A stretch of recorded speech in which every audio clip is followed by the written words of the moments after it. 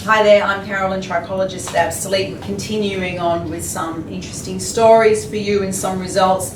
This particular one is Alopecia Areata, and we call it our supermodel story because it was so successful. It's just amazing. We'll post the pictures in the blog after this. So when she came to me, she had these different patches over the entire head.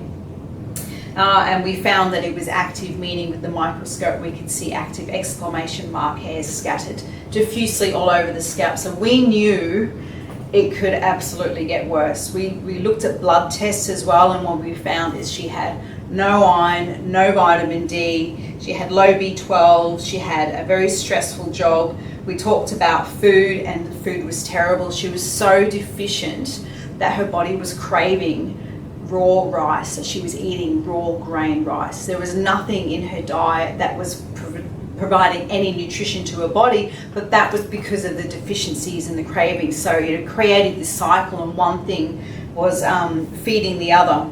So she was very worried about her hair. We explained that it was non-scouring, meaning the follicle was open and we could potentially get some hair regrowth, but there was a lot of work we needed to raise these deficiencies up, because this alopecia areata, it's autoimmune, so you need to have a fully functioning or even a functioning immune system, where she had terribly low immunity, and this was at the beginning of COVID, so we're really scared for her health at the same time.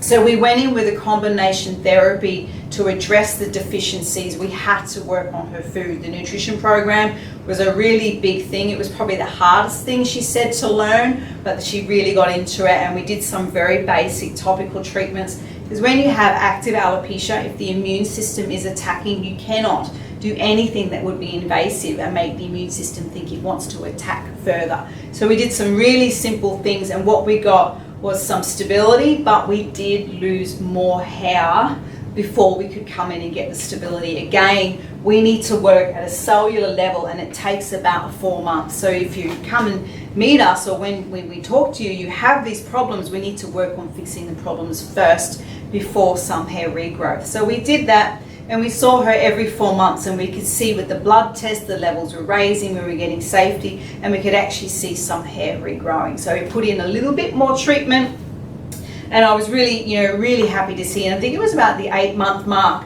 that we went from no hair and all of these patches, and at one time we were completely bald, to what we have now. Back is a full head of hair, which is super exciting.